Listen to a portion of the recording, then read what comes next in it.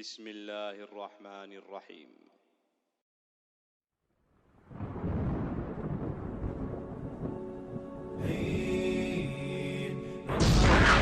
سوف يعلمون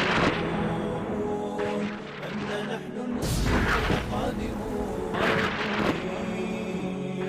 نرفع الرايات سوف يعلمون أن نحن.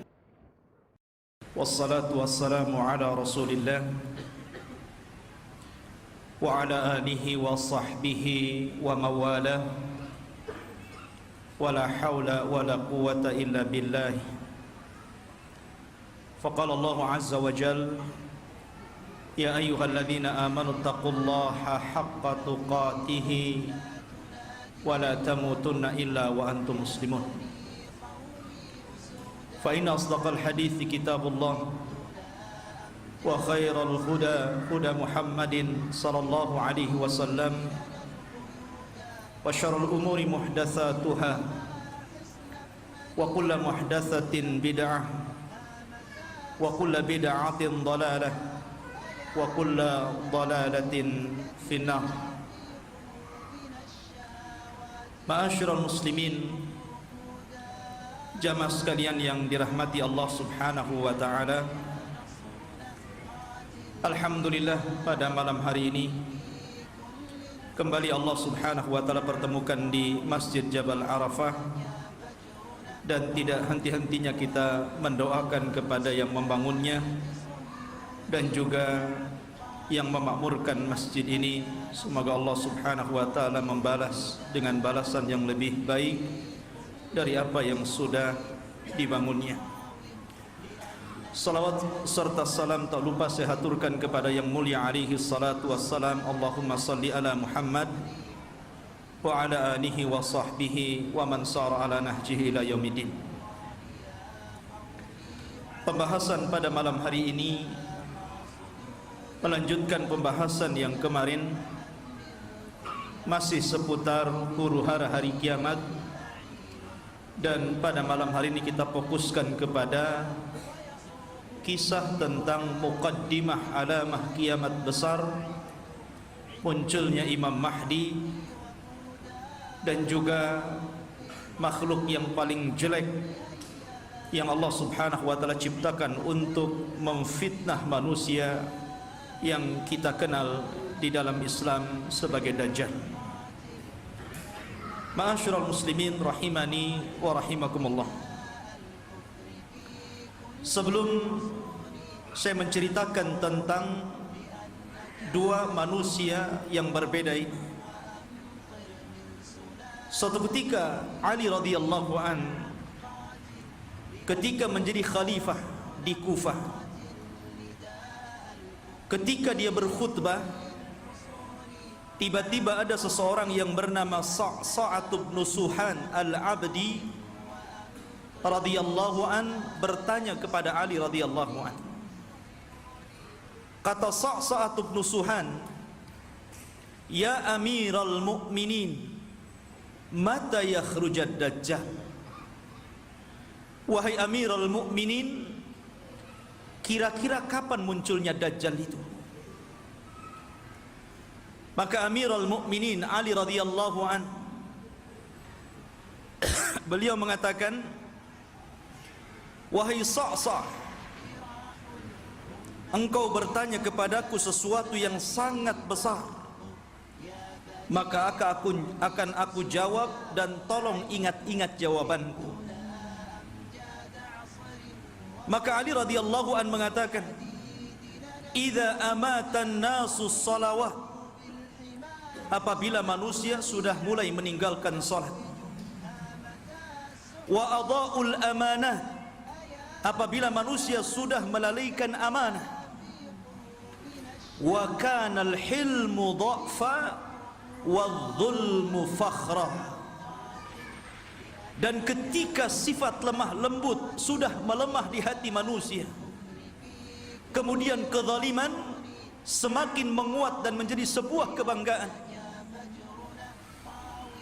maka di situ Dajjal akan keluar. Kemudian kata Ali radhiyallahu an, wa umara'uhum fajarah wa wuzara'uhum khawanah wa a'wanuhum zalamah wa qurra'uhum fasaqah. Dan ketika para pemimpin yang diangkat adalah pemimpin-pemimpin yang bejat, kemudian para menterinya adalah para pengkhianat-pengkhianat bangsa, dan para pendukungnya adalah orang-orang zalim, dan para ulamanya menjadi ulama-ulama su', ulama-ulama yang fasik. Maka ketika itu Dajjal akan keluar. Kemudian Ali radhiyallahu melanjutkan, wa dhahara al-jawru wa fasaz zina wa dhahara ar-riba wa quti'atil arham. Dan ketika kezaliman dan kelaliman menyeruak di tengah-tengah bumi ini, kemudian menyebarnya zina, tampaknya riba, dan orang sudah mulai memutuskan silaturrahim, maka itu juga alamat telah dekatnya munculnya Dajjal. Kemudian kata Ali radhiyallahu an, wattukhidatil qainat wa syuribatil khumur. Dan ketika manusia sudah mulai memanggil-manggil para penyanyi untuk menyanyi, kemudian khamar diminum secara bebas. Artinya di sini ikhwatu fiddin, maka kalau itu terjadi maka telah dekat kemunculannya. Dan hari ini kita lihat anak-anak kita dicuci otaknya oleh televisi-televisi. Kemudian dibayangkan kalau dia ingin seperti selebritis fulan dan fulana, karena merasa bahwa kalau menjadi artis dan selebritis itu hidupnya senang. Kemudian kata Ali radhiyallahu an, wa nuqidatil uhud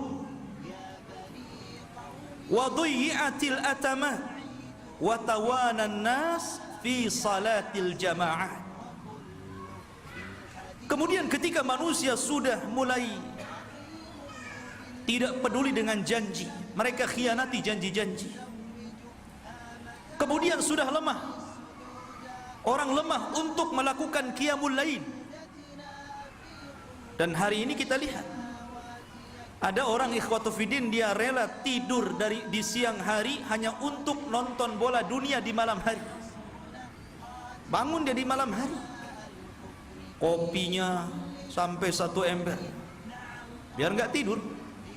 Dia rela seperti itu ya. Kemudian dan manusia sudah mulai lalai dan malas untuk sholat di masjid, tentu bagi laki-laki. Padahal kata Ali radhiyallahu an, perhatikan, wa zakhraful masajid wa tawwalul manabir wa halul masahif. Padahal masjid pada hari ini kita saksikan hampir semua masjid itu tidak ada yang jelek, semua bagus, besar-besar, indah-indah. Tapi kemana orang-orang yang sholat di dalamnya? Kemudian menara tinggi-tinggi, sampai sekarang mencari masjid, mengenali masjid itu lebih mudah dengan cara apa? Melihat menara. Oh, di sana ada masjid. Dari mana antum tahu? Tuh menaranya. Artinya orang dimudahkan untuk mencari dan melangkahkan ke masjid. Karena apa? Tidak disusahkan orang cari masjid, tapi orang malas ke masjid. Kemudian juga mereka mulai meninggalkan mushaf, padahal cetakan Al-Quran itu hampir setiap tahun dicetak, disebarkan di mana-mana. Quran itu tidak sulit untuk mendapatkannya, tapi orang malas membaca Al-Quran. Ada yang mengatakan nunggu Ramadan, karena ada tadarus. Sampai Ramadan enggak juga baca Quran. Kemudian kata Ali radhiyallahu an, apabila ini sudah terjadi maka dekatlah munculnya Dajjal. Kemudian Ali melanjutkan, wa akhadur rusha wa akalur riba wasta'malus sufaha wastakhaffu bid-dima. Ketika manusia sudah mulai mudah untuk memakan rasuah, sogok menyogok. Di negeri kita ini korupsi itu bukan hanya tingkat level atas saja, level bawah pun sama. Bahkan antum buat KTP saja kadang-kadang ada pelicinnya ya. Bahasa rasuah itu kan bahasa pelicin katanya. Kalau ingin licin pakai oli saja lah. Jadi ikhwatu fiddin yang dimuliakan Allah Azza wa Jalla, dan ini sudah banyak di mana-mana. Hampir semua sektor pekerjaan itu mesti ada rasuah. Padahal Rasul mengatakan ar-rasi wal murtasi finnar. Orang yang memberikan sogokan, orang yang memakan sogokan sama-sama di neraka. Wa akalur riba. Dan orang sudah gemar memakan riba. Bahkan ada orang yang nggak mau kerja dengan cara menyimpan uangnya di bank-bank konvensional. Dia hanya makan bunganya saja. Bahkan riba di hari ini subhanallah luar biasa. Karena riba itu mudah didapati hampir di semua tempat. Di tiang listrik ada riba, di pohon pisang ada riba, di pagar-pagar orang ada riba, gitu kan. Silahkan pinjam dengan gadekan bunga kecil, kata. Jadi semua orang terlibat dengan riba. Kemudian ketika manusia sudah mulai menjadikan para pemimpin-pemimpin yang jahil, pemimpin-pemimpin yang bukan bidangnya, dia letakkan di situ. Harusnya ketika Anda mencari pemimpin atau pengurus untuk memimpin sesuatu, cari pemimpin-pemimpin yang layak dan bisa mengurus urusannya. Contoh saja umpamanya, yang paling mudah pesantren ataupun yayasan. Kadang orang-orang mencari pemimpin yang bukan orang-orang ahli agama. Macam mana orang yang bukan ahli agama memimpin pesantren yang notabene di situ diajarkan Al-Quran dan Sunnah?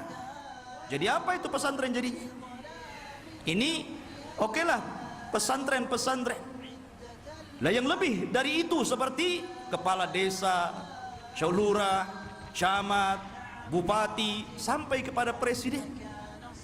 Ketika manusia sudah melalaikan itu, dan mereka juga menganggap remeh persoalan darah. Kalau orang sudah menganggap remeh persoalan darah, ikhwan, maka itu alamat telah dekat keluar Dajjal. Anda bisa saksikan hari ini di medsos, setiap hari kita mendengar ada orang yang membunuh dan ada orang yang dibunuh. Sampai sering saya katakan, orang yang membunuh bingung kenapa bisa membunuh, orang yang dibunuh lebih bingung lagi, kenapa Anda membunuh saya? Apa alasan saya Anda bunuh?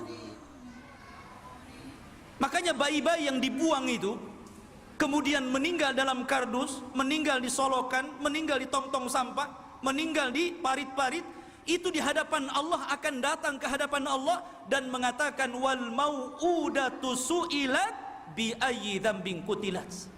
Atas dosa apa kau bunuh aku? Aku ini salah apa? Aku masih kecil, aku tidak mendolimi siapapun, aku masih fitrah. Kenapa aku dibunuh?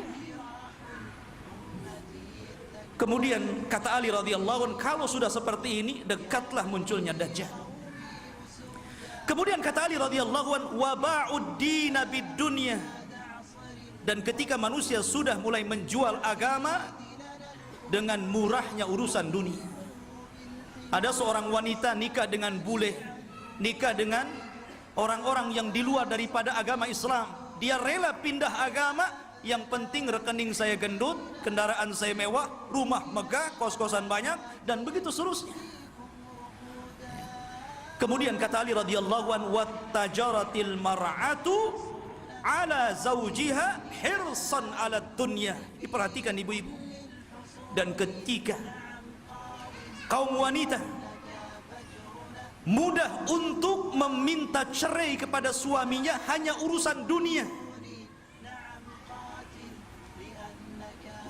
Saya sering ke pengadilan agama dan saya lihat tingkat perceraian itu luar biasa di Batam. Dan banyak para wanita yang menggugat cerai suaminya hanya gara-gara faktor dunia. Bukan tidak boleh menggugat cerai, kalau ada alasannya silahkan. Tapi kalau urusan dunia, kemudian itu menjadikan seorang istri kurang ajar kepada suami dan meminta cerai begitu saja, apalagi karena ada orang ketiga yang lebih hebat, lebih wah, lebih banyak hartanya, ini sudah lain urusannya. Kemudian kata Ali radhiyallahu an, wa raqibatin nisa 'alal mayasir. Nabi sallallahu alaihi wasallam, Ali radhiyallahu an meramalkan seperti ini. Tentu beliau mendapatkan informasi dari Nabi. Dan apabila wanita sudah mulai membawa kendaraan sendiri, di zaman Rasul kendaraan pakai kuda, pakai unta, jarang perempuan naik unta kan, paling dibonceng. Makanya di sini Ali tidak mengatakan dan para wanita menaiki al-ibil, unta, tetapi mengatakan al-mayasir, ditujukan kepada kendaraan-kendaraan modern, mobil, motor. Ya, kalau mungkin jaraknya bukan jarak safar, hanya keliling-keliling di Batam, ke pasar.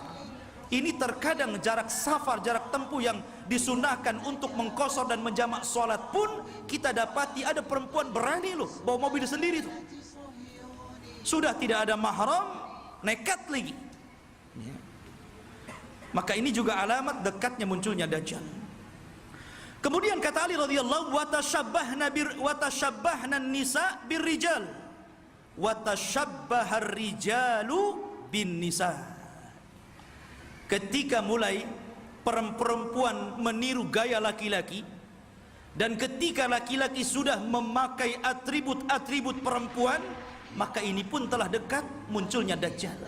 Kita saksikan hari ini. Kalau laki-laki cari levis ke pasar, habis tuh diborong perempuan. Kalau laki-laki cari celana jeans gitu kan, habis, nggak ada, diborong sama mbak-mbak katanya. Akhirnya laki-laki terpaksa beli rok, beli pakaian-pakaian perempuan. Artinya seperti ini kan. Anda bisa bayangkan tuh, pakaian laki-laki tapi pakai jilbab gitu kan, ketat, pakai lepis, pakai kaos, tapi jilbaban pula dia. Yang laki-lakinya parah lagi, anting-anting itu untuk perempuan dia letakkan tutup botol aqua di sini di kupingnya. Antum tahu? Anak itu lihat ada orang pakai anting-anting laki-laki itu, botol aqua di sini. Ya Allah, ini kan atribut perempuan, kenapa pula dipakai laki-laki?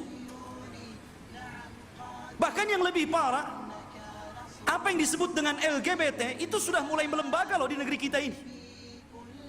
Mulai melembaga.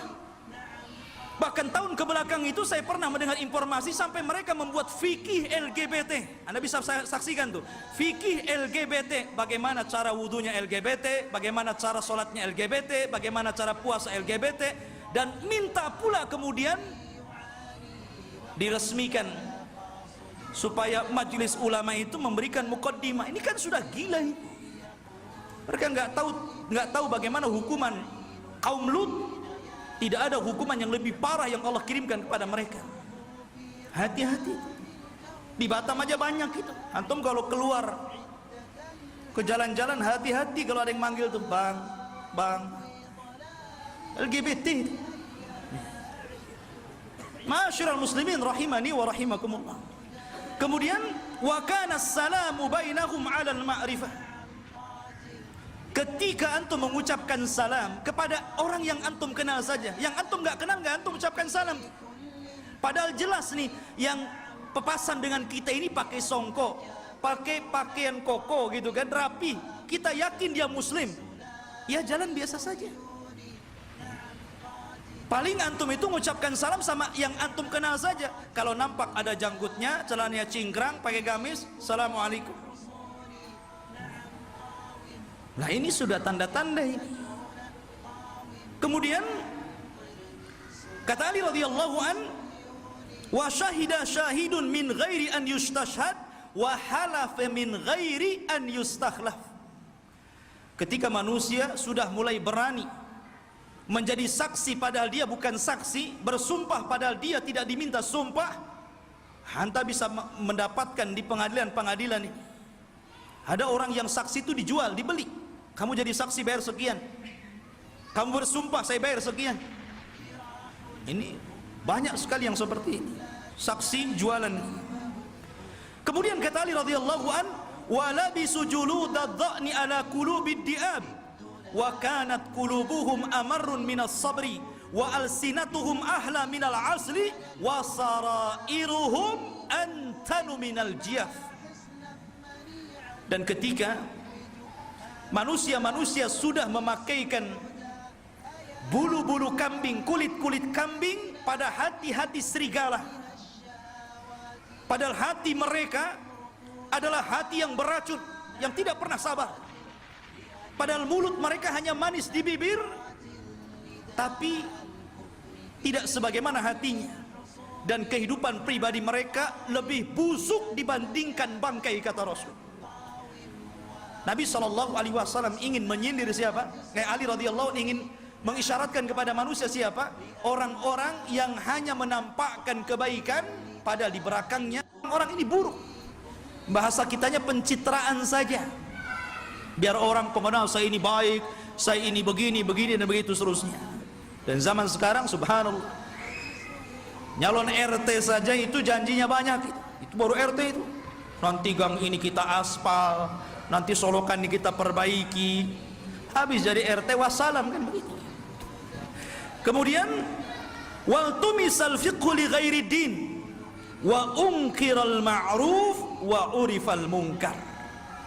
Dan ketika manusia memberikan kecerdasan mereka bukan kepada urusan agama, ketika itulah maka manusia akan mengingkari yang ma'ruf dan mereka akan cenderung melakukan mungkar.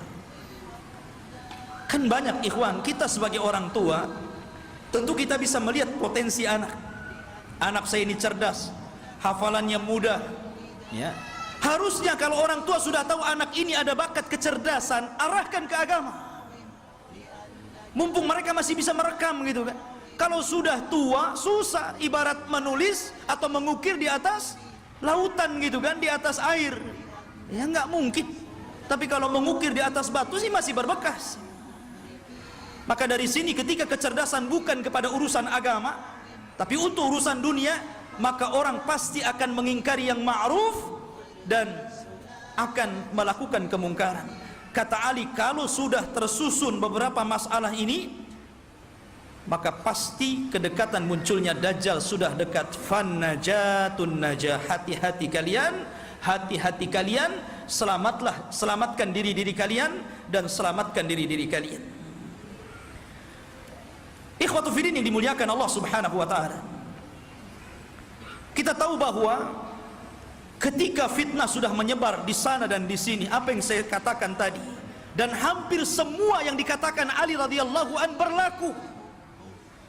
Dan itu kita saksikan bermunculan setiap hari, dan Anda bisa saksikan di medsos-medsos yang kita lihat setiap hari. Apa yang disebutkan Ali itu bermunculan tuh satu-satu. Lah ketika ini sudah terjadi, maka muqaddimah alamat kiamat besar akan muncul. Apa muqaddimah alamat kiamat besar? Khurujul Mahdi, keluarnya Imam Mahdi. Ini yang kita akan bahas. Ma'asyiral muslimin rahimani wa rahimakumullah. Kita tahu bahwa kemunculan Imam Mahdi dan kemunculan Dajjal itu hampir beriringan. Imam Mahdi dulu, baru kemudian Dajjal. Dan Nabi SAW mengatakan Dajjal tidak mungkin keluar kecuali ala khiffatin minad din wa qillatin minal ilmi. Dajjal tidak mungkin keluar sampai manusia lemah dalam agama dan sedikit pengetahuan tentang Dajjal. Ketika orang sudah tidak berkhutbah lagi menceritakan tentang Dajjal, ketika pengajian sudah tidak disinggung lagi tentang bab Dajjal, ketika orang-orang sudah tidak peduli dengan kisah-kisah Dajjal, maka ketika manusia lalai, muncullah makhluk yang jahat ini. Ma'asyiral muslimin rahimani wa rahimakumullah. Pada minggu yang lalu sedikit saya akan ulas sebelum kemunculan Imam Mahdi. Nabi SAW mengatakan Imranu Baitil Maqdis kharabu Yathrib. Apabila pusat kekuatan kaum muslimin sudah dipusatkan di Baitul Maqdis, di Yerusalem, alhamdulillah Kita bersyukur kepada Allah Subhanahu wa taala, Allah telah menggagalkan keinginan barat untuk memindahkan Israel Raya di tengah-tengah kota Yerusalem. Ini sebuah nikmat. Tapi walaupun kemudian terjadi, maka itu adalah alamatul qiyamah. Itulah yang memang akan berlaku di akhir zaman. Berarti kalau ini berlaku, tanda-tanda itu semakin dekat dan dekat. Kata Nabi SAW, apabila seluruh kaum muslimin dari belahan dunia sudah mempusatkan kekuatan mereka di Yerusalem, tepatnya di Baitul Maqdis, kharabu Yasrib, ketika itu kota Yasrib, kota Madinah dan Mekah akan ditinggalkan manusia. Padahal Mekah dan Madinah itu ketika itu dalam posisi sebaik-baiknya ekonomi, tapi akan ditinggalkan dan akan berhijrah ke Baitul Maqdis. Wa kharabu Yasrib khurujul malhamah, dan ketika Yasrib roboh, Madinah roboh, kosong, tidak ada orang karena hijrah semua ke Syam, maka ketika itu muncullah malhamatul kubra, perang besar. Malhamah itu diambil dari kata-kata lahmun. Lahmun itu artinya daging. Kenapa kemudian peperangan disangkut pautkan dengan daging?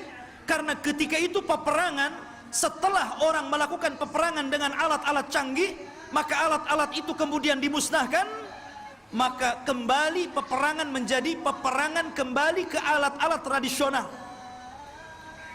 Boleh jadi mungkin diawali dengan perang nuklir dulu, karena masing-masing negara punya nuklir gitu kan, masing-masing negara punya rudal, punya senjata hebat. Boleh jadi muqaddimah peperangan ini dilakukan dengan cara perang teknologi dulu.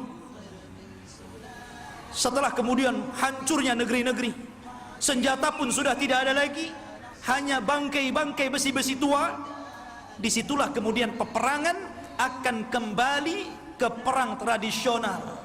Disinilah pembenaran sabda Nabi SAW, agar anda melatih diri dengan cara berkuda, dengan cara menombak, dengan cara memanah, dengan cara berpedang, karena perang akan kembali ke zaman itu. Ma'asyiral muslimin, kemudian wa khurujul malhamah, apabila telah nampak malhamah, orang berperang dengan pedang sehingga daging tercabik-cabik dan melayang kemana-mana, darah muncrat kemana-mana, ketika terjadi malhamatul kubra, atau dalam bahasa barat Armageddon gitu kan, dalam masalah bahasa kita malhamatul kubra, maka ketika itu kaum muslimin menguasai Konstantiniyah. Apa Konstantiniyah? Konstantiniyah adalah Konstantinopel,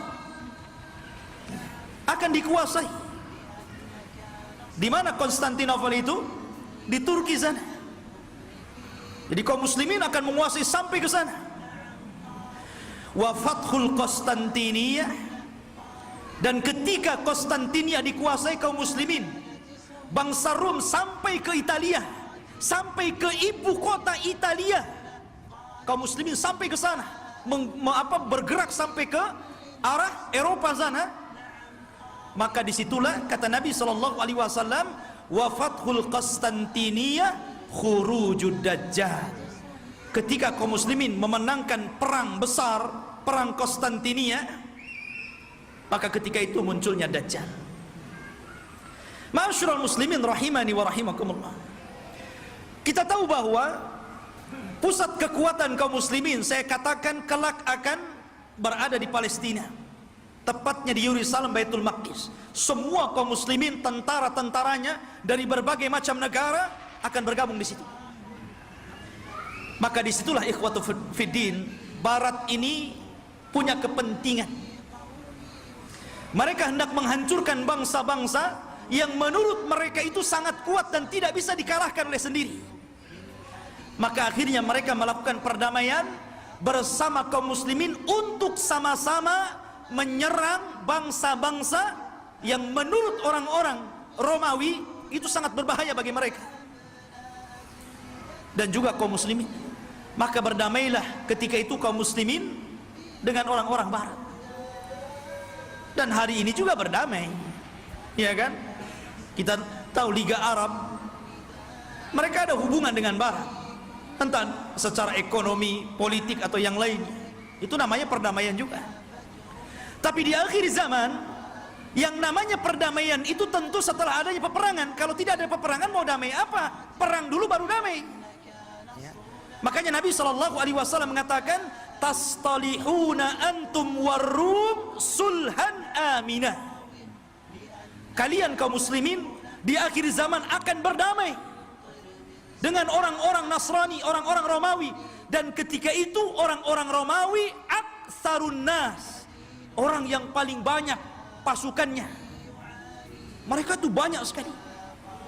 Cuman masalahnya, kalau memang orang-orang Nasrani itu mereka kuat, kenapa tidak langsung menyerang kaum muslimin? Karena kaum muslimin itu walaupun sedikit ditakuti oleh orang-orang kafir. Lihat di zaman Rasul, perang Badar, 300 melawan 1.300, menang. Lihat perang Mu'tah. Antum tahu perang Mu'tah? Perang Mu'tah itu perang di mana kaum muslimin berhasil memerangi orang-orang Romawi. Nabi menulis surat kepada Raja Romawi. Suratnya itu dirobek, utusannya dibunuh. Marah orang-orang Romawi ini, akhirnya menyiapkan pasukan bergerak untuk menyerang Nabi. Kata Nabi, kalau mereka menyerang kita di Madinah, maka akan banyak terbunuh, laki-laki, perempuan, anak-anak, kakek-kakek. Ini tidak adil. Kita siapkan pasukan, kemudian kita sambut mereka. Akhirnya Nabi SAW mempersiapkan pasukan. Kata Nabi, wahai Zaid, peganglah bendera. Kalau kau mati, ganti dengan Ja'far. Kalau Ja'far mati, ganti dengan Abdullah ibn Rawahah. Perangkat. Dan di antara pasukan ada Khalid ibn Walid, tapi tidak dijadikan pemimpin karena baru masuk Islam. Berangkat mereka ke Mu'tah. Ketika melihat jumlah mereka berlipat-lipat banyaknya dengan kaum muslimin, wajar, manusia. Zaid mengatakan, apakah kita perlu pulang ke Madinah memberitahu Rasul? Atau bagaimana? Nggak imbang nih, pasukan Romawi banyak sekali, sementara pasukan kita sangat sedikit sekali. Tetapi karena mereka sudah kadung keluar membawa pasukan besar, sementara pasukan Romawi lebih besar daripada itu, akhirnya Allah takdirkan mereka pun melakukan peperangan. Subhanallah, di awal peperangan Zaid meninggal dunia. Kemudian bendera ditangkap oleh Ja'far. Ja'far meninggal dunia, terputus seluruh anggota badannya, termasuk dua tangannya terputus. Dia pegang bendera, diputus ininya, dipegang kirinya, diputus ininya, dipegang dadanya, dibelah akhirnya. Nabi berada di Madinah, tahu tuh karena wahyu. Kata Nabi, semoga kedua tangan Ja'far digantikan kedua sayap di sorga dan dia bisa terbang sesukanya. Ja'far meninggal dunia, dipegang Abdullah ibn Rawahah. Abdullah ibn Rawahah meninggal dunia, bingung kaum muslimin. Ini tidak ada lagi pemimpin pasukan. Maka mereka melirik kepada Khalid ibn Walid. Akhirnya dipegang dialah. Dia punya strategis perang yang luar biasa. Pasukan yang ribuan itu bisa dikalahkan oleh strategis Khalid ibn Walid. Sampai ada seorang Romawi bertanya kunci kemenangan kepada Khalid. Khalid, bagaimana engkau bisa memenangkan peperangan ini sementara jumlah kalian kecil dan jumlah kami besar? Kemudian Khalid memberikan kuncinya. Kata Khalid, nahnu qaumun nuhibbul maut kama tuhibbul haya. Kami kaum yang cinta kematian sebagaimana kalian cinta kehidupan. Berani mati, itulah kuncinya. Ya. Ma'asyiral muslimin rahimani wa rahimakumullah. Lah, perang ini akan berlaku kelak di akhir zaman. Tetapi orang-orang Islam akan bergabung dan melakukan perdamaian bersama orang-orang Romawi, kemudian akan menyerang sebagian. Ada yang memprediksi maksudnya yang diserang adalah negara-negara yang mereka berada di benua Asia. Ya, mungkin Cina, mungkin Korea, mungkin negara-negara, kita tidak tahu, Allahu a'lam. Karena Rasul tidak menyebutkan negara mana yang diserang. Rasul hanya mengatakan watagzuna aduan miwaraihim. Kalian akan berperang dengan musuh dari belakang kalian. Tidak disebutkan siapa mereka. Tetapi perang ini adalah gabungan pasukan kaum muslimin dan Romawi menyerbu negara itu dan dimenangkan. Ketika dimenangkan ini akhirnya saling mengklaim. Kata orang Nasrani, ini kemenangan kami. Kata orang Muslim, tidak, ini kemenangan kami. Sehingga muncullah satu orang Romawi, satu orang Salibi mengatakan, ghalabas salib, ghalabas salib, ghalabas salib. Sungguh kami salib yang menang. Kami salib yang menang. Kami salib yang menang. Datanglah seorang Muslim mengatakan, balillah ghalab, bahkan Allah yang memenangkan perang ini. Akhirnya saling berdebat, terjadilah perkelahian, maka sang salib orang Nasrani dibunuh kaum muslimin. Dari sinilah orang-orang Romawi berkhianat. Berkhianat. Padahal mereka tertulis melakukan perjanjian itu 10 tahun. Ada yang mengatakan di tahun ketiga, ada yang mengatakan di tahun kelima, mereka berkhianat. Atas pengkhianatan inilah, maka kemudian mereka hendak menyerang kaum muslimin, menyiapkan pasukan besar. Dan kaum muslimin butuh pemimpin untuk melawan Romawi. Dari sinilah apa yang kita bahas malam ini, khurujul Mahdi, muncul Imam Mahdi untuk melawan orang-orang Romawi. Ma'asyiral muslimin rahimani wa rahimakumullah. Kalau kita cerita Al-Mahdi Al-Muntadhar, Imam Mahdi yang kita tunggu-tunggu kemunculannya, Nabi SAW menyebutkan sifat-sifatnya. Kenapa Nabi SAW menyebutkan sifat-sifatnya? Agar supaya tidak ada orang yang mengaku sebagai Imam Mahdi, kan disebutkan sifat-sifatnya. Anda tidak bisa tahu-tahu saya Imam Mahdi. Kayak di Indonesia ini ada satu orang, satu waktu dia ngaku Imam Mahdi, satu waktu ngaku Nabi, satu waktu ngaku Nabi Isa. Oh, hebat. Dan itu hanya ada di Indonesia. Ya. Siapa dia? Lia Aiden. Antum pernah kenal kasusnya Lia Aiden? Sampai di penjara. Rupanya anaknya juga ngaku Nabi. Lihat masyarakat muslimin. Dan itu hanya ada di Indonesia. Ya. Belum lagi di Jawa Barat ada orang namanya Cecep. Orang Jawa Barat kan Cecep tuh namanya. Aja Cecep. Ya. Ngaku Nabi juga, Nabi Cecep namanya. Nabi Cecep, subhanallah. Ya. Kemudian belakangan ada namanya Ahmad Musaddiq. Sampai gempar. Banyak di negeri kita ini ngaku Nabi. Kalau di Batam saya belum dengar. Di Batam ini ada yang ngaku orang bisa melihat Allah aja itu. Tapi bayar 500 katanya. Jadi intinya bahwa Imam Mahdi ini dijelaskan sifatnya, dijelaskan tanda-tanda kemunculannya. Dan dia disabdakan Nabi SAW, laulam yabqa minad dunya illa yaumun, kalaulah usia dunia ini hanya tinggal 1 hari saja, la tawwalallahu dzalikal yaum, pasti Allah akan lamakan hari itu selama-lamanya, hatta yab'atsa rajulan min ahli baiti, sampai Allah akan utus seorang laki-laki dan dia keturunanku, yuwatiu ismahu bi ismi wa isma abihi bismi abi, di mana nama dia sama dengan namaku Muhammad, bukan Lia. Bapaknya Abdullah, bukan Aiden. Jadi Muhammad bin Abdullah Al-Hasani, keturunan Hasan, Al-Alawi, keturunan Ali. Artinya dia keturunan cucu Rasul, Hasan bin Ali. Dan ini Imam Mahdi ahli sunnah. Berbeda dengan Imam Mahdi Syiah.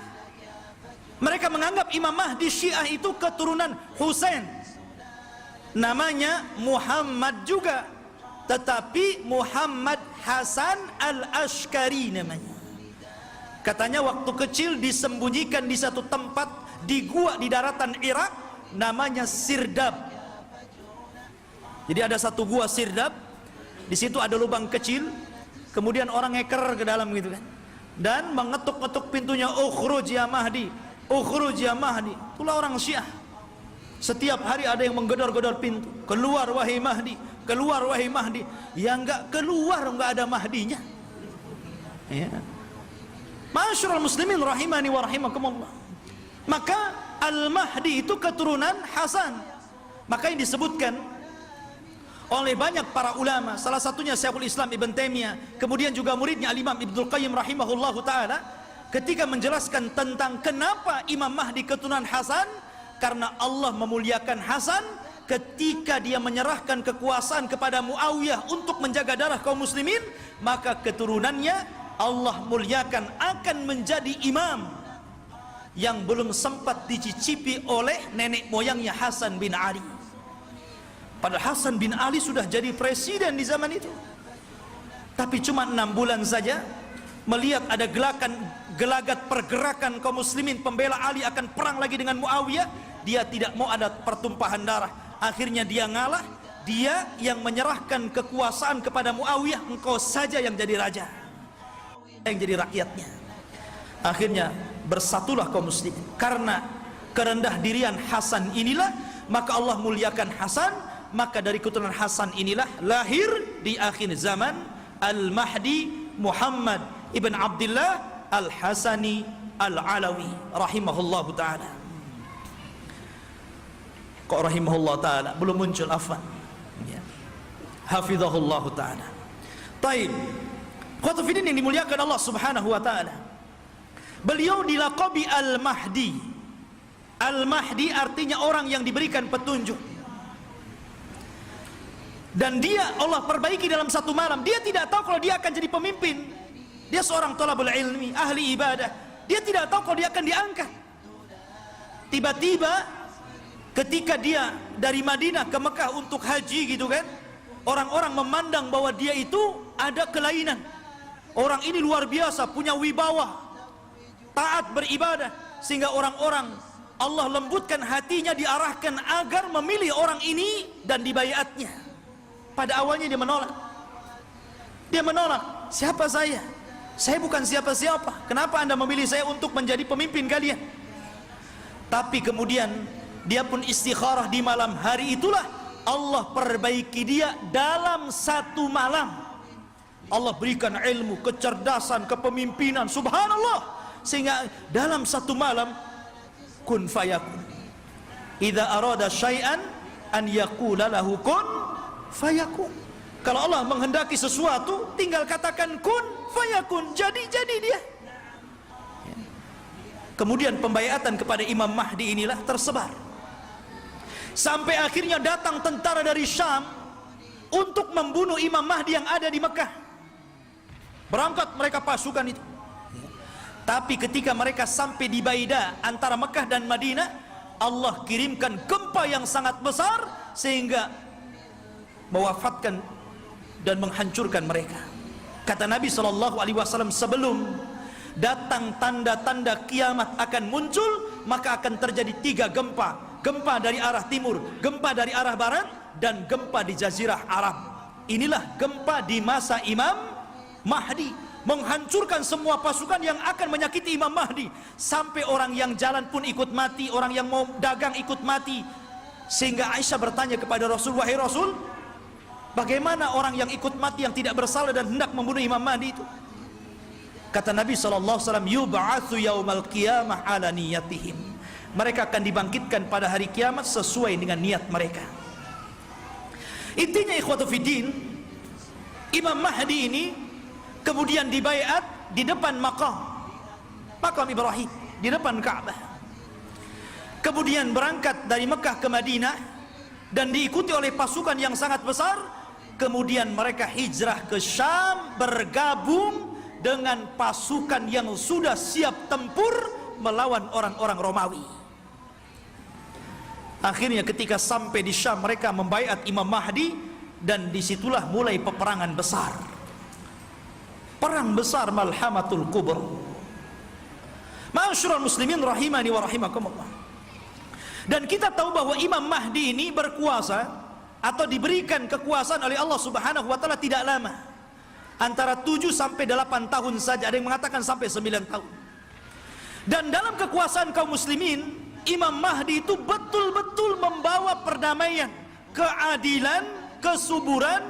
Bahkan saking adilnya Imam Mahdi, Allah turunkan berkahnya dari langit karena dia telah berhukum dengan hukum Allah. Kata Allah, walau anna ahlal qura amanu wattaqau lafatahna alaihim barakatim minas sama wal ard. Kalaulah sebuah penduduk sebuah negeri beriman, bertakwa, maka Allah Subhanahu wa taala akan kirimkan berkah langit dan berkah bumi. Ini terjadi di kekuasaan Imam Mahdi. Kaum muslimin harta dibagi rata sehingga tidak ada miskin, tidak ada kaya, semua sama. Imam Mahdi berhukum dengan hukum Allah. Dan dia menggunakan khilafah dengan khilafah minhaj nubuwah. Ma'asyiral muslimin rahimani wa rahimakumullah. Lah ketika Imam Mahdi memimpin pasukan ini, kemudian Imam Mahdi berhasil menyerang orang-orang Romawi sampai ke jantung kotanya. Kemana? Ke Itali. Romawi di mana? Di Itali. Jadi bergerak dengan pasukannya sampai menyerbu orang-orang Romawi itu sampai ke jantung kotanya, ke Itali sana. Ketika menang dalam peperangan, para sahabat sudah merasa kaya dengan harta rampasan perang. Karena kalau perang itu ikhwan, kalau musuh kalah kan semua jadi milik kaum muslimin. Tanah milik kaum muslimin, rumah milik kaum muslimin, kendaraan milik kaum muslimin, kaya. Ya. Makanya tidak ada bisnis yang lebih menguntungkan kecuali perang. Kalau menang dapat segalanya. Kalau kalah ya matilah tuh. Artinya di sini ikhwatu fiddin yang dimuliakan Allah Azza wa Jalla, maka ketika sudah sampai dimenangkan itu, mereka berada di Eropa itu, berada di Itali. Dan dimenangkan kaum muslimin, maka mereka sedang beristirahat di bawah pohon zaitun sambil menggantungkan pedang-pedang mereka, menunjukkan perang hari itu bukan dengan rudal, bukan dengan nuklir, tapi kembali ke pedang, kembali ke panah, kembali ke tombak, kembali ke kuda, kembali ke unta, persis di zaman Rasul. Disitulah syaitan datang, kemudian berteriak bahwa Dajjal telah muncul di Syam dan membawa pasukan dan akan masuk ke rumah-rumah mereka. Oh, mendengar itu, maka Imam Mahdi mengutus 10 orang yang berkuda. Kata Nabi SAW, aku kenal siapa nama-namanya, aku kenal bagaimana kudanya, dan mereka adalah sebaik-baik penunggang kuda pada hari itu. Itu Rasul yang mengatakan. Jadi mereka diutus Rasul untuk membenarkan apakah kedatangan Dajjal itu memang ada ataukah hanya isu. Jadi 10 orang ini yang sudah dijanjikan oleh Nabi SAW, kelak Imam Mahdi akan mengutus 10 orang. Rasul tahu namanya, Rasul tahu kudanya, dan mereka adalah penunggang-penunggang yang terbaik ketika itu. Berangkatlah 10 orang ini ke Syam. Rupanya tidak benar, tidak ada pasukan Dajjal yang akan menyerbu rumah-rumah mereka. Tapi memang pada hari itu Dajjal muncul. Dajjal muncul pada hari itu, tapi tidak menyerang rumah-rumah mereka. Sehingga mereka bergerak tuh, pasukan kembali ke Syam. Disinilah bermula kisah Dajjal. Bicara tentang Dajjal ikhwatu fiddin yang dimuliakan Allah Subhanahu wa taala. Dajjal itu adalah makhluk Allah Subhanahu wa taala. Dia bukan Tuhan. Dia adalah keturunan dari Bani Adam. Bukan setan, bukan jin, bukan juga iblis. Bahkan dia lebih hebat daripada jin, lebih hebat daripada setan lagi. Tapi dia keturunan Bani Adam. Ma'asyiral muslimin, suatu ketika Nabi SAW mendatangi para sahabat. Sahabat sedang bicara tentang Dajjal. Saking banyaknya Rasul membicarakan tentang Dajjal di khutbah-khutbahnya, di majelis ta'limnya, di perang-perangnya, selalu cerita Dajjal, sehingga sahabat menyangka jangan-jangan Dajjal itu ada di kebun kurma Madinah. Ya. Maka Nabi SAW mendatangi mereka, dan sahabat mengatakan, ya Rasulullah, aktsartal hadis anhu fakhifna hatta dhananna anna ad-dajjal fi atrafin nakhli. Wahai Rasul, kau terlalu banyak menceritakan Dajjal, sehingga kami takut jangan-jangan Dajjal itu sudah ada di kebun kurma. Maka Nabi SAW mengatakan, bukan demikian. Jangan kalian mencelaku karena aku banyak bercerita tentang Dajjal, karena ini fitnah lebih besar daripada harta, lebih besar daripada fitnah anak-anak, lebih besar daripada fitnah peperangan yang menghancurkan negara dan membunuh kaum muslimin, lebih besar daripada fitnah-fitnah ini semuanya. Kata Nabi SAW, ghairu Dajjal akhwafuni alaikum. Tidak ada yang lebih aku takutkan kepada kalian kecuali fitnah Dajjal. In yakhruju fikum, kalau seandainya Dajjal itu muncul kepada kalian, wa ana hayyun, dan saya masih hidup, fa ana hajiju dunakum, saya yang akan melawannya, saya yang akan berperang dengan dia. Akan tetapi kata Rasul, iyakhruju fikum wa ana mayyitun, kalau Dajjal keluar kepada kalian dan saya sudah mati, fakullu nafsin dha'iqatul maut, setiap jiwa pasti mati. Kata Nabi SAW, famru'un hajijunya nafsahu, maka setiap orang harus membela dirinya masing-masing, karena tidak ada yang bisa melawan Dajjal kecuali seorang Nabi, maksudnya Nabi Isa. Makanya ketika Nabi SAW mendengar ada di Madinah seorang anak kecil yang Allah berikan keanehan dari ilmu-ilmu jin, namanya Saf, atau dikenal dengan Ibnu Sayyad, anaknya seorang Yahudi. Sifat-sifatnya sama dengan Dajjal yang diceritakan Nabi, anak kecil ya. Bahkan sebagian para sahabat bersumpah bahwa dia Dajjal. Salah satunya Umar ibn al-Khattab radhiyallahu an bersumpah dia Dajjal, dan Rasul membiarkan sumpahnya dan tidak mengingkari. Akhirnya Rasul datang dengan Abu Bakar, dengan Umar, ingin mengecek tentang keberadaan anak kecil namanya Sauf, atau disebut dengan Ibnu Sayyad ini. Berangkat Rasul, kemudian masuk ke kampung Yahudi. Rupanya betul ada anak kecil yang sedang bermain-main dengan anak-anak yang lainnya. Kemudian Nabi memanggil anak kecil namanya Saf itu dan mengatakan, ya Saf, atashhadu anni Rasulullah, wahai Saf, apakah engkau bersaksi saya adalah utusan Allah? Anak kecil nengok Nabi, kemudian dia mengatakan, ashhadu annaka nabiyul ummiyin, aku bersaksi engkau adalah Nabi yang diutus oleh Allah subhanahu wa ta'ala. Tiba-tiba Saf berbalik tanya kepada Rasul, ya Muhammad, atashhadu anni Rasulullah, hei Muhammad, maukah kau bersaksi aku juga utusan Allah? Bayangkan, anak kecil ngomong di hadapan Rasul, mau enggak kau bersaksi saya juga utusan Allah sama dengan kamu? Kata Rasul, amantu billahi wali rasul, aku beriman kepada Allah dan kepada Rasulnya saja. Maka Nabi SAW makin yakin, karena Dajjal itu kemunculannya akan mengaku Nabi dan berakhir mengaku Tuhan ya.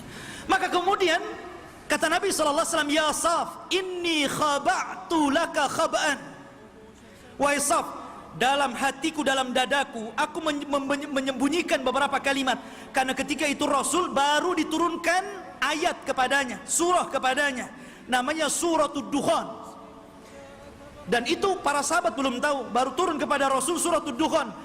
Makanya Nabi menyembunyikan ayat itu dalam dadanya. Kata Rasul, wahai Saf, wahai Ibnu Sayyad, aku menyembunyikan beberapa kalimat di dadaku, coba tebak apa? Kata si Saf ini memandang dada Rasul, tiba-tiba dia mengatakan duh, duh. Dia tidak bisa mengatakan dukhan, tapi sudah benar awalnya, karena Rasul menyembunyikan kalimat dukhan, tapi dia tidak sempurna. Dia mengatakan duh, duh, duh. Maka Rasul langsung mengatakan ikhsha falan ta'du wa qadrak, jelek engkau, celaka engkau, engkau tidak mungkin bisa meneruskan kalimat-kalimat yang ada di dadaku. Tapi dari Rasul makin bingung, jangan-jangan ini betul-betul Dajjal nih. Ya, dia tahu isi hati saya gitu. Anak kecil si Saf ini. Ya. Akhirnya Rasul pulang. Kemudian pada waktu yang lain dia ajak lagi Umar dan Abu Bakar ingin mengecek lagi keberadaan si Saf ini. Setelah ketemu dan hendak kemudian diintai dan kembali ingin diuji, tiba-tiba datang ibunya melihat ada Rasul sallallahu alaihi wasallam dan ibunya kenal. Ya Saf, ataka Muhammadun. Ya Saf, ataka Muhammadun. Hei Saf, Muhammad sudah datang di sampingmu. Maka Saf pun kemudian langsung pergi kemudian di belakang ibunya. Kata Nabi sallallahu alaihi wasallam, "Lau tarakathu latabayyana amruhu." Kalau ibunya ketika itu tidak memanggil-manggil, tentu aku sudah tahu siapa si Saf ini. Apakah Dajjal atau bukan Dajjal. Tetapi ikhwatu fiddin, kenyataannya si Saf ini kemudian tumbuh besar dan dia masuk Islam. Tapi dalam hati para sahabat masih ragu masalahnya. Jadi dia sudah tua, masuk Islam, sahabat masih ragu, masih ketakutan dengan si Saf ini, Ibnu Sayyad yang sudah besar dan masuk Islam. Jangan-jangan dia Dajjal pura-pura masuk Islam. Jadi suatu ketika Abu Sa'id Al-Khudri radhiyallahu an, ketika Saf ini hendak berangkat haji dan para sahabat banyak yang sudah berangkat duluan, rupanya Abu Sa'id Al-Khudri ketinggalan dan Saf atau Ibnu Sayyad yang sudah tua, sudah dewasa gitu kan. Ketika itu Abu Sa'id Al-Khudri karena kecapean kemudian berada di bawah pohon untuk istirahat. Tiba-tiba si Saf ini baru datang mau haji juga gitu kan. Dan Abu Sa'id Al-Khudri sangat ketakutan dengan Saf ini karena Rasul pernah mengatakan dan sebagian para sahabat bersumpah dia Dajjal, itu masalahnya. Tiba-tiba ikut pula di samping Abu Sa'id, ikut duduk di situ. Gemetar Abu Sa'id ini. Ya. Tapi Saf mengatakan, "Ya Abu Sa'id, aku tahu engkau takut kepadaku. Tapi coba pikirkan wahai Abu Sa'id, bukankah Dajjal itu tidak punya anak? Aku punya anak. Bukankah Dajjal tidak mungkin masuk Islam? Aku masuk Islam.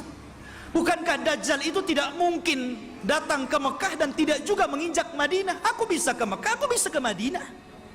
Kenapa kau ragu? Aku ini sedih, kenapa orang-orang menuduhku Dajjal?" Ya. Dari situ Abu Sa'id Al-Khudri agak tenang. Tetapi Abu Sa'id Al-Khudri menjadi ketakutan di endingnya ketika Ibnu Sayyad atau Saf mengatakan, "Tetapi ya Abu Sa'id, aku tahu di mana letaknya Dajjal." Ketika dia ngomong begini, langsung diambil barang-barangnya, kabur dia. Ya. Dia tahu di mana letaknya Dajjal. Ya. Awalnya dia sudah merendah tuh. Tahu-tahu endingnya yang nggak enak gitu kan. Tapi ya Abu Sa'id, ana azri aina maudhi'ad Dajjal. Saya tahu di mana Dajjal berada, katanya. Masya Allah. Makanya suatu ketika Abdullah bin Umar radhiyallahu an pernah membuat marah, dipukulnya Ibnu Sayyad sampai marah. Karena marah Ibnu Sayyad, Ibnu Umar ketakutan, akhirnya lari ke rumah Hafsah. Dia melapor gitu kan, "Ya Hafsah, saya tadi pukul Saf, Ibnu Sayyad dia marah." Kata Saf, kata saudaranya Hafsah ini, "Wahai Abdullah bin Umar, kau sudah tahu bagaimana sabda Rasul tentang kemunculan Dajjal. Dajjal tidak mungkin keluar kecuali karena kemarahan yang sangat besar. Hati-hati kamu." Ya. Dari situ ikhwatu fiddin yang dimuliakan Allah Azza wa Jalla, sehingga para ulama ini mengatakan Saf ini Dajjal atau bukan. Tetapi pendapat yang kuat, boleh juga dia Dajjal, tapi Dajjal min dajjajin, Dajjal yang lainnya.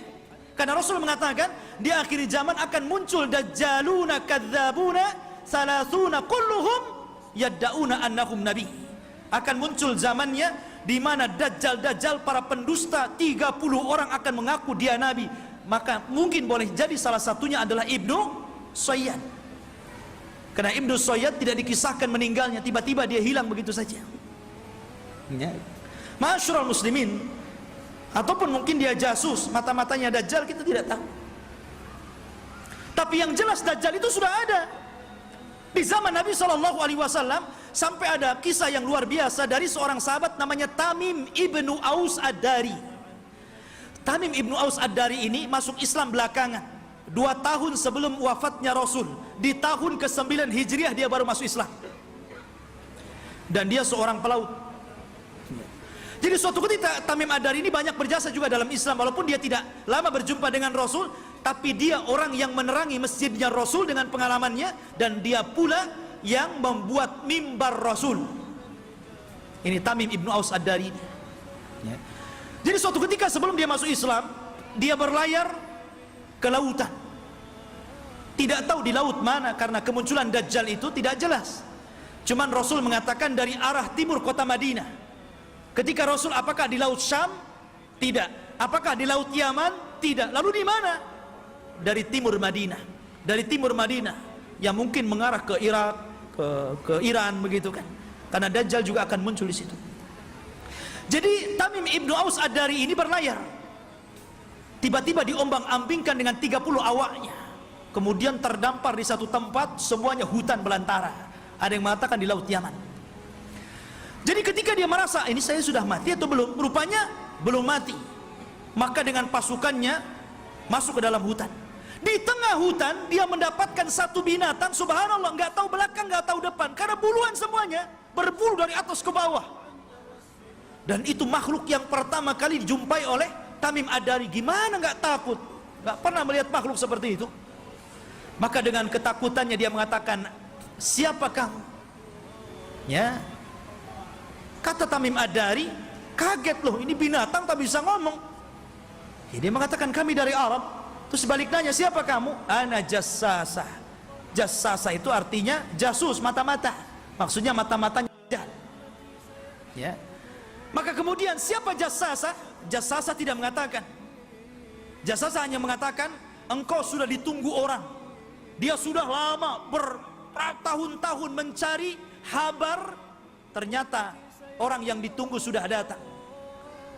Datanglah kau ke salah satu gubuk atau rumah besar yang ada di tengah hutan. Kau temui dia. Dia sudah lama menunggu kalian. Berangkatlah Tamim dan 30 awaknya ke tempat yang diisyaratkan makhluk tadi. Rupanya ada. Masuk ke dalam rumah, ada orang yang diborgol tangannya, diborgol kakinya, diborgol lehernya. Tiba-tiba mengatakan kepada orang ini, dari mana kalian? Maka Tamim dengan ketakutan mengatakan, nahnu minal Arab, kami dari Arab. Ha, kalian dari Arab? Taib, saya akan bertanya kepada kalian, bagaimana kondisi kebun kurma Baisan? Kebun kurma Baisan, ya, ma'ruf, ya, kurmanya dulu sangat luar biasa. Kata Tamim Ad-Dari, subhanallah, kebun kurma Baisan itu kebun kurma yang kualitasnya tinggi, berbuah terus, nggak berbuah, saking suburnya. Maka Rasul mengatakan sebentar lagi tidak ada kurmanya. Kata para peneliti, hampir sudah 100 tahun yang silam dari sekarang ini sudah tidak berbuah lagi kurma-kurma yang ada di Baisan itu. Kemudian kata orang ini mengatakan, bagaimana kabar tentang telaga yang ada di Tobariyah, telaga Tobariyah. Dan telaga Tobariyah itu telaga yang dijadikan orang-orang Israel untuk diambil air minum bersih mereka. Apakah nyusut atau tidak? Kata dia, oh masih banyak airnya. Dan katanya hari ini, saya baca di Google itu, ya bisa percaya bisa tidak Google, kalau ingin yakin antum ke sana saja, ke Israel. Ya. Katanya sudah surut hampir 30-40% air. Artinya apa yang dikatakan orang ini menjadi sebuah kenyataan. Kemudian kata orang ini mengatakan, bagaimana kabarnya Ainuz Zughar? Ainuz Zughar, mata air Zughar itu mata air bersih yang biasa diambil minum dan untuk perairan ladang, dan itu berdekatan dengan Bahrul Mayyit, ya, dengan laut mati. Laut mati yang dulu kaum Lut diadab, kemudian ditimpakan dan sekarang jadi laut mati. Lah, Ainuz Zughar itu ada di sekitar itu. Kata orang ini, apakah masih berair? Ya, masih berair. Para petani masih ngambil airnya. Orang-orang masih minum di situ. Kata orang ini, sebentar lagi akan kering. Kemudian orang ini bertanya, apakah sudah tampak Nabi utusan Allah, Nabi Arab? Kata Tamim Ad-Dari, ya. dia sudah sampai di Madinah, berhijrah dari Mekah. Apakah orang-orang membenarkan dan mendustakan? Iya, ada yang membenarkan, ada yang mendustakan. Kata Dajjal, sebaik-baik manusia adalah orang yang mengikuti dia. Dajjal saja nyuruh kita ikut Nabi, ya. Dia mengatakan apa? Sebaik-baik orang adalah ikut dia. Dajjal tuh, ya. Sekarang yang bukan Dajjal nggak mau ikut Nabi, nggak mau juga nyuruh orang ikut sunnah Nabi. Ada orang ikut sunnah Nabi dikatakan Wahabi, ya kan? Ma'asyiral muslimin rahimani wa rahimakumullah. Maka kemudian Tamim Ad-Dari ketakutan, nggak mau lagi berdialog banyak-banyak, gitu kan? Dia langsung pergi pulang, cari jalan keluar. Allah takdirkan sampailah dia ke Madinah tepat pada tahun 9 Hijriah. Kemudian masuk Islam. Disitulah dia bercerita tentang pertemuan dia dengan makhluk yang aneh itu. Kata Nabi, tahukah kamu, manusia yang kau temui itu adalah Dajjal. Artinya sudah pernah ditemui salah seorang sahabat. Dan inilah satu-satunya kisah dari sahabat yang diriwayatkan Rasul, kemudian diriwayatkan kepada para sahabatnya. Rasul tidak pernah mengambil riwayat dari para sahabat. Yang ada sahabat meriwayatkan dari Nabi. Ini tidak, Nabi meriwayatkan dari sahabat, kemudian diriwayatkan ke sahabat yang lainnya. Satu-satunya sahabat yang diambil riwayatnya adalah Tamim Ad-Dari. Karena Rasul kan tidak punya, apalagi Tamim Ad-Dari seorang Nasrani sebelumnya, ya. Maka dari situ ikhwatu fiddin, kata Nabi SAW di hadapan para sahabatnya, dia bercerita sambil bawa tongkat. Maka Nabi SAW mengatakan, kelak Dajjal itu akan sampai ke sini, maksudnya Madinah dan Mekah, tapi dia tidak akan bisa masuk. Dajjal itu hanya bisa yatarakab, hanya bisa mengintip di balik bukit Uhud. Karena seluruh kota Madinah dan Mekah akan dipagari malaikat, di tangannya pedang-pedang yang siap untuk membunuh Dajjal. Dajjal ketakutan. Dia hanya bisa melihat dari atas bukit Uhud. Dilihatnya Masjid Nabawi, tepatnya kuburan Nabi, bercahaya warna putih. Kemudian Dajjal mengatakan, hada qasrul abiyad, hada qasru Ahmad. Inilah istananya Muhammad, inilah istana putih. Dan subhanallah, apa yang dikatakan Dajjal menjadi sebuah kenyataan. Kalau antum umroh atau Allah takdirkan antum haji, gitu kan, cobalah antum melihat Masjid Nabawi di malam hari dari kejauhan. Naiklah ke bukit Uhud, gitu kan, antum lihat Masjid Nabawi, tepatnya kuburan Rasul, maka akan dilihat ada cahaya putih. Dari tempat itu ada cahaya putih yang ke atas, membenarkan apa yang dikatakan Dajjal. Dan Dajjal tidak akan sanggup masuk ke kota ini, maksudnya kota Madinah, sambil memukul-mukul, hadhihi tayyibah, hadhihi tayyibah, hadhihi tayyibah, kata Rasul. Inilah negeri yang disucikan, inilah negeri yang disucikan, inilah negeri yang disucikan. Dajjal tidak mungkin masuk ke negeri ini, Mekah dan Madinah. Makanya di zaman itu salah satu tempat yang aman dari Dajjal, berangkatlah antum ke Mekah dan Madinah. Cuman sayang nggak ada pesawat. Antum kira-kira naik apa tuh dari Batam ke sana? Ya, nggak ada lagi pesawat terbang. Ya, mungkin belum sampai dah mati antum di jalan. Ya. Jadi khotufin yang dimuliakan Allah Azza wa Jal, kata Nabi SAW ketika bicara Dajjal, beliau mengatakan, sesungguhnya ayyuhan nas, innaha lam takun fitnatun ala wajhil ardi mundu dhara Allahu dzurriyyata Adam a'zam min fitnatid Dajjal, wa innallaha lam yab'ats nabiyyan illa hadzara ummatahu Dajjal wa ana akhirul anbiya wa antum akhirul umam. Wahai manusia, tidak ada satupun fitnah yang lebih dahsyat ketika Allah menciptakan anak Adam dibandingkan fitnah Dajjal. Karena andailah seluruh dukun-dukun yang ada di dunia dikumpulkan, kemudian melakukan kontes sihir, maka sihir mereka jauh di bawah sihir Dajjal. Nggak ada dukun, walaupun satu dunia melawan Dajjal, nggak akan bisa dilawan. Sihirnya luar biasa, ya. Itu dukun tuh, Memang luar biasa sihirnya. Diberikan oleh Allah Azza wa Jalla kekuatan sehingga orang mudah untuk percaya bahwa dia Tuhan kita, itu masalahnya. Kalau tukang sihir itu kan ma'ruf di zaman Nabi Musa, justru ketika Nabi Musa menampakkan mukjizatnya, semua tukang sihir beriman kepada Musa, walaupun belakangan dibunuh semua oleh Firaun. Tapi mereka orang yang dimasukkan ke dalam sorga padahal tidak pernah sujud kepada Allah sedikit pun, karena beriman kepada Musa. Ya. Lah kata Nabi SAW, sejak zaman Adam dilahirkan dan anak cucunya sampai hari ini, tidak ada fitnah yang lebih besar daripada fitnah Dajjal. Dan tidak ada satupun Nabi yang Allah utus kecuali memperingatkan umatnya tentang kemunculan Dajjal. Nabi Syuaib memperingatkan umatnya tentang kemunculan Dajjal. Nabi Saleh, Nabi Yakub, Nabi-Nabi yang lainnya, Nabi Ibrahim, Nabi Sulaiman, Nabi Daud, dan seluruh para nabi, mereka mengingatkan tentang kemunculan Dajjal. Kalau seluruh para nabi dan rasul mengingatkan akan kemunculan Dajjal, termasuk juga Nabi kita Muhammad SAW, maka cukuplah ini bukti bahwa fitnah Dajjal itu sangat dahsyat, karena seluruh para nabi memperingatkannya. Ini antum harus paham. Ma'asyiral muslimin, sedikit kita mengenal ciri-ciri Dajjal. Dajjal itu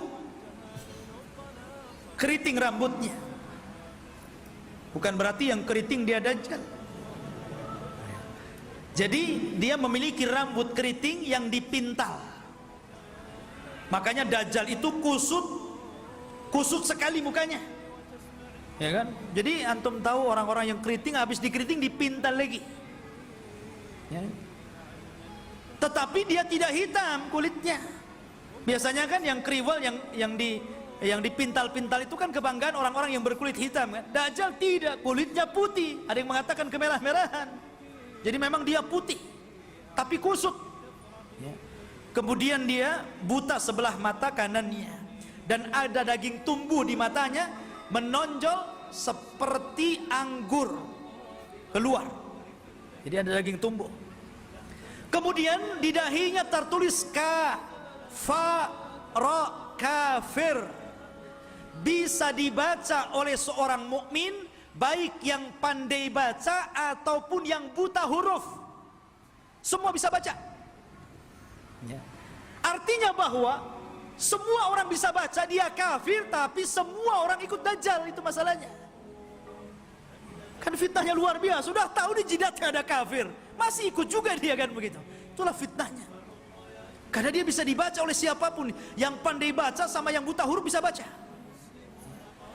Kemudian juga lehernya lebar, pendek besar, dan kakinya bengkok.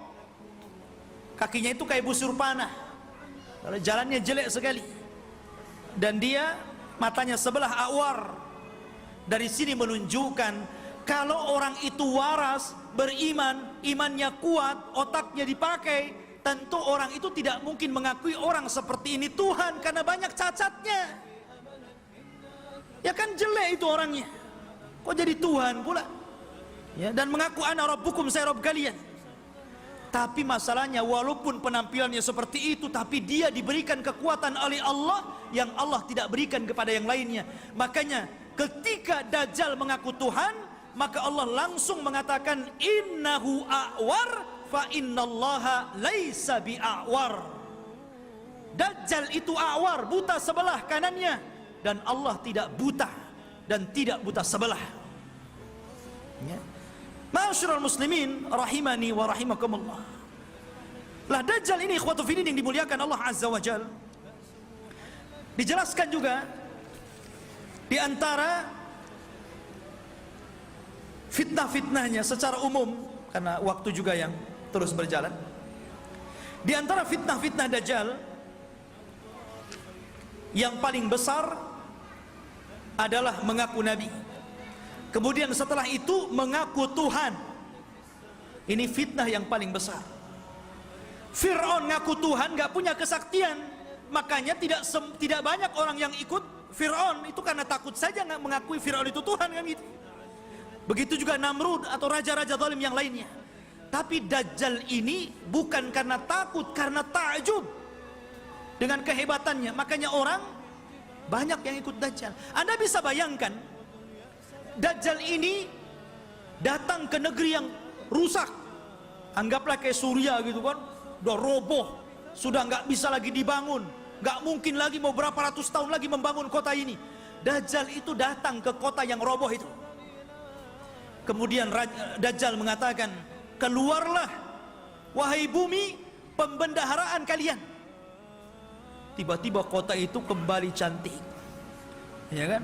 Kembali subur, kembali mewah, kembali megah. Kambing-kambingnya penuh dengan susu, unta-untanya gemuk-gemuk. Subhanallah, Anda bisa bayangkan itu, ya. Siapa yang lebih hebat sihirnya dari tukang-tukang sihir dibandingkan Dajjal? Dan sebaliknya, kalau ada kota bagus, subur, banyak ternaknya, kemudian Dajjal lewat, kemudian tidak beriman kepada Dajjal, langsung ambruk, langsung gersang, langsung pada mati, gitu kan? Subhanallah, ya. Seperti ini fitnahnya. Bahkan suatu ketika Dajjal ini mendatangi sebuah perkampungan, kemudian mengatakan, bagaimana kalau kuhidupkan keluarga kalian, apakah ibu kalian, apakah anak yang kalian cintai, atau siapalah terserah di antara keluarga kalian, siapa yang mau kuhidupkan, kuhidupkan. Tapi syaratnya setelah itu beriman bahwa aku Tuhan kalian. Wah, orang kampung keluar semua tuh. Maka yang ingin ibunya dihidupkan, kata Dajjal, kum, ditunjuk kuburan ibunya itu. Maka setan datang, fatamatsala lahu kemudian berubah menjadi seolah-olah ibunya, seolah-olah anaknya, seolah-olah suaminya, seolah-olah bapaknya, seolah-olah kerabat-kerabatnya. Akhirnya mereka pun berkumpul, kemudian memeluk suaminya, istrinya, ibunya, macam-macam, dan mengatakan kepada keluarganya, ikutilah orang itu karena dia adalah Tuhan. Nah, lihat, seperti itu. Nggak ada tukang sihir yang bisa kayak gini, kecuali Dajjal. Ya. Sampai suatu ketika dia hendak mendatangi Mekah dan Madinah, Dajjal memukulkan kakinya beberapa kali, pukulan terjadi gempa. Akhirnya seluruh orang kafir dan munafik yang ada dalam Madinah keluar semuanya. Ketika itu ada anak muda yang kuat imannya menantang Dajjal. Dia cari Dajjal di kerumunan pasukannya yang diikuti 70 orang-orang Asfahan, Yahudi Asfahan. Dan mereka menggunakan selendang-selendang yang hari ini orang-orang Yahudi memakainya, toyalis. Selendang yang dipakai di bahu-bahu mereka itu, toyalis namanya, ya. Lah kemudian anak muda ini ditangkap oleh tentara Dajjal. Kemudian ditanya, mau kemana mau kamu? Saya mau ketemu rajamu Dajjal. Di mana dia? Akhirnya dihadapkan. Kemudian Dajjal memerintahkan pasukannya untuk memukuli. Habis dipukuli dihadapkan kepada Dajjal. Kemudian Dajjal memerintahkan algojonya untuk menggergaji. Digergaji jadi dua tuh, dari atas kepala pertengahannya sampai ke muka, sampai ke belah jadi dua. Habis belah jadi dua, Dajjal berjalan di tengah-tengahnya. Kemudian mengatakan kepada pengikutnya, kalau aku hidupkan dia, makin yakin engkau dengan aku bahwa aku Tuhan kalian. Semua mengatakan, ya engkau Tuhan kami. Maka Dajjal mengatakan, kum. Akhirnya jadi satu lagi itu tubuhnya, ya, kayak punya ilmu rawa rontek, ya, jadi satu itu, ya. Kemudian setelah itu Dajjal sudah menghidupkan lagi. Semua orang berteriak, antal ilah, engkau adalah Tuhan. Maka Dajjal mengatakan kepada anak muda ini, maukah engkau bersaksi bahwa saya adalah Tuhan kalian? Maka anak muda ini ternyata tidak mengatakan, saya semakin yakin anta Dajjalul kadzdzab. Saya semakin yakin engkau itu Dajjal, pendusta yang disabdakan Rasul sallallahu alaihi wasallam. Oh, marah Dajjal. Akhirnya Dajjal mengambil pisau dan hendak membunuhnya, tapi tidak bisa karena takut kelemahannya diketahui orang-orang. Akhirnya dia pegang tubuhnya dan dilemparkan ke dalam api. Tapi anak muda ini sempat berteriak, engkau tidak akan bisa membunuh kecuali diriku, yang lain tidak bisa, ya. Ma'asyiral muslimin rahimani wa rahimakumullah. Dari sini menunjukkan bahwa luar biasa Dajjal ini. Lah Dajjal ini akan memimpin pasukan besar. Makanya orang-orang Yahudi mereka bermimpi kalau terbentuk Haikal Sulaiman dan robohnya Masjidil Aqsa, kemudian berkumpulnya pasukan, mereka mengatakan, kami sedang menunggu Mesius kami. Mesius itu bahasa mereka, bahasa kita Dajjal. Bahasa kita Dajjal. Makanya kalau kita melihat simbol Zionis itu kan gambar mata gitu. Walaupun Zionis itu sudah tidak asli lagi Yahudi, karena Zionis itu tidak berpegang dengan Taurat, tapi berpegang dengan Talmud. Talmud itu Taurat yang sudah dirobah-robah, yang kemudian menjadi protokoler Yahudi, harus begini, harus begini, harus begini. Itu Talmud, bukan Taurat. Mereka mengklaim saja Taurat, lahirlah agama Zionis ini. Ya. Intinya bahwa kenapa orang-orang Yahudi bermimpi untuk merebut Yerusalem? Ya tadi, karena di situ mereka memimpikan bahwa Mesius akan datang kepada mereka dan akan memimpin mereka. Ini dibenarkan dalam Islam. Karena Dajjal itu akan muncul di situ. Dan akan dibunuh juga di situ. Di Babil Lud atau gerbang Lud yang sekarang menjadi kota yang diagungkan orang-orang Israel. Di tengah-tengah Israel. Babil Lud itu, dan Dajjal akan dibunuh di situ. Makanya ikhwatu fillah yang dimuliakan, wajar kalau orang-orang Yahudi berusaha untuk menguasai dunia karena mereka bermimpi bahwa Dajjal akan memimpin mereka. Tapi mereka tidak paham bahwa apa yang mereka mimpikan juga ada dalam Islam, dan kita tidak mimpi, ini sebuah kenyataan bahwa Imam Mahdi akan muncul dan akan menjadi musuhnya Dajjal di akhir zaman dan akan berperang. Cuman karena Rasul yang pernah mengatakan, kalau aku hidup di zaman kalian, aku yang akan menghadapinya, tapi kalau aku mati, tidak ada yang bisa untuk membunuhnya kecuali seorang nabi. Makanya ketika Umar, kembali kepada kisah Ibnu Sayyad, Sauf anak kecil itu, ketika dia meramal apa yang di dada Nabi, Umar mengambil pedang dan mengatakan, da'ni i'adrib unukoh, Rasul izinkan aku kupenggal si Ibnu Sayyad ini. Kata Rasul, jangan Umar, kalau dia Dajjal, kau tidak bisa membunuhnya, ada orang lain yang akan membunuhnya. Tapi kalau dia bukan Dajjal, fala hajata laka biqatli, tidak ada hajat engkau membunuhnya, ngapain, biarkan saja dia. Ya. Artinya di sini bahwa terjadinya peperangan pasukan Imam Mahdi dengan Dajjal ini tidak seimbang. Karena Dajjal ini pasukannya banyak, bukan pasukan Yahudi Aspahan yang 70.000 saja, tapi akan diikuti oleh tentara-tentara yang sifat-sifatnya persis seperti tentara Mongol. Belum lagi para wanita, belum lagi pasukan-pasukan yang lainnya. Sehingga Imam Mahdi terdesak sampai akhirnya sembunyi di Bukit Saina, di Bukit Tur, berhari-hari, berbulan-bulan sampai habis bekalnya. Ketika pasukan sudah putus asa dan mengatakan, wahai Imam, kalau kami terus di sini kami mati kelaparan. Berarti mati kita mati konyol. Ya, bagaimana kalau kita besok bergerak, kita lawan saja, apa yang terjadi terjadilah.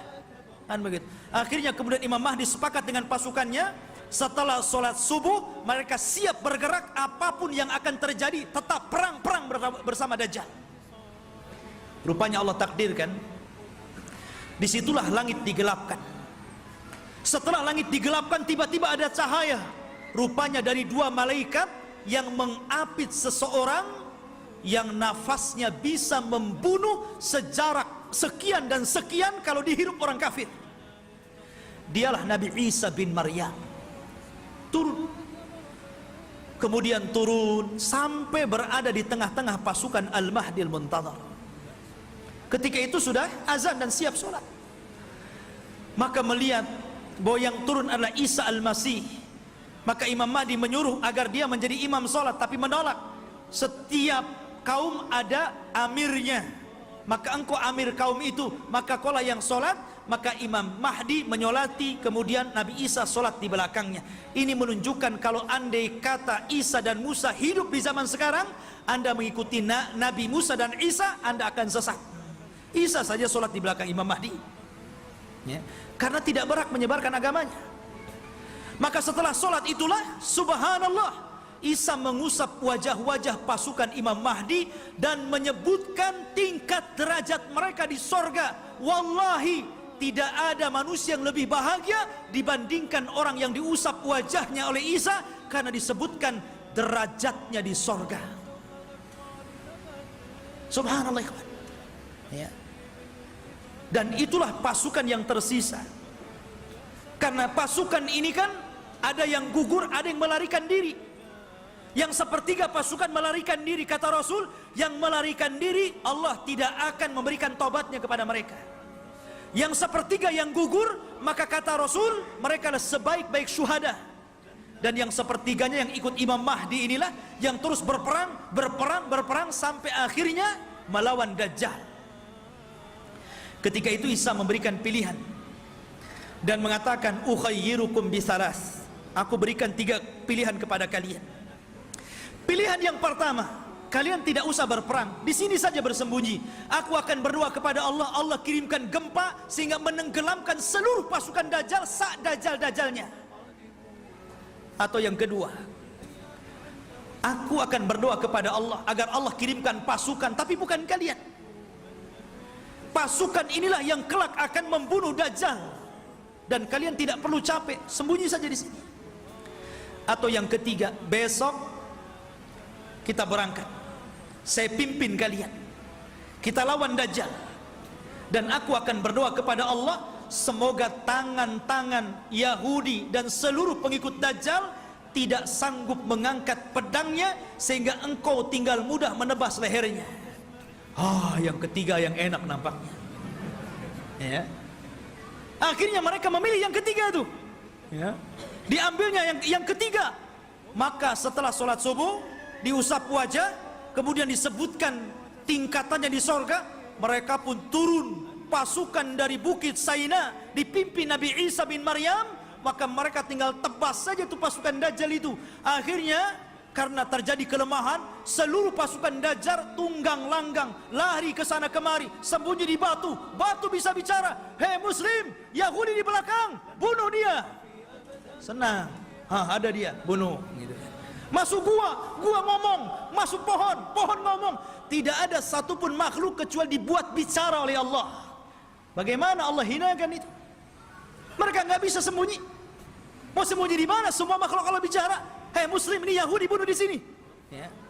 Akhirnya mereka lari ke sebuah pohon yang dijanjikan bahwa pohon itu bisa melindungi mereka. Kata Nabi SAW, kecuali satu pohon mereka tidak akan bicara, mereka akan melindungi orang-orang Yahud, dan pohon itu disebut Gharqad namanya, pohon Gharqad. Makanya sekarang karena hadis ini sudah bocor sampai ke Israel, maka orang Israel membuat perkebunan sehijau-hijaunya dengan pohon Gharqad. Tapi sayang kemarin kebakaran, nanam lagi ya, mudah-mudahan kebakaran lagi ya. Masyaallah muslimin. Tetapi dulu saya pernah mendengar ada orang cerita tentang beberapa tokoh-tokoh di Jawa Timur kalau tidak salah, berkumpul mereka membicarakan tentang fatwa pohon Gharqad. Karena bentuk pohon Gharqad ini hampir mirip dengan cemara ya. Sehingga kemudian sebagian mereka mengatakan bahwa jangan-jangan cemara itu adalah Gharqad. Sampai akhirnya ada yang memberikan ide, bagaimana kalau kita tebang semua pohon cemara itu katanya, biar nggak ada orang Yahudi sembunyi di Indonesia katanya. Bukan cemara, bukan Gharqad ikhwan. Cemara ya cemara, biarkanlah cemara itu untuk penghijauan gitu kan ya. Jadi ikhwatu fillah ini dimuliakan. Jadi pohon Gharqad itulah yang tidak akan bicara. Makanya orang Yahudi mengembangkan pohon ini di mana-mana. Tetapi Dajjal berhasil dibunuh oleh Nabi Isa di Babul Lut. Babul Lut, benteng Lut yang sekarang jadi kota di Israel. Disinilah Nabi Isa mampu membunuh Dajjal, memenggal kepalanya, kemudian mengatakan kepada pasukan Yahudi dan Nasrani, inilah kepala kalian, inilah pemimpin kalian, sudah kubunuh. Dari situ mereka menyerah.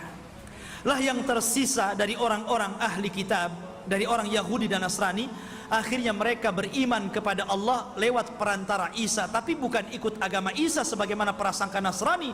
Mereka ikut agama Muhammad lewat perantara Isa, dan itu diisyaratkan dalam Al-Quran, wa im min ahlil kitab illa la yu'minan nabihi qabla mautihi. Dan sebagian ahli kitab kelak akan beriman kepada Allah dan agama Muhammad sebelum wafatnya Isa bin Maryam, karena Isa akan berkuasa selama 40 tahun. Rupanya fitnah tidak berhenti ya. Nanti kita ceritakan fitnah yang lebih besar, yang lebih hebat lagi, fitnah yang kita kenal dengan Ya'juj dan Ma'juj. Kisahnya luar biasa ya. Kisah Ya'juj dan Ma'juj itu luar biasa sekali untuk kita ceritakan, dan insya Allah kita lanjut pada minggu depan. Wallahu alam, kita cukupkan sampai di sini, mudah-mudahan ada manfaatnya. Subhanakallah bihamdika, asyhadu an la ilaha illa anta astaghfiruka wa atubu ilaik. Allahu ta'ala alam. Assalamualaikum warahmatullahi wabarakatuh.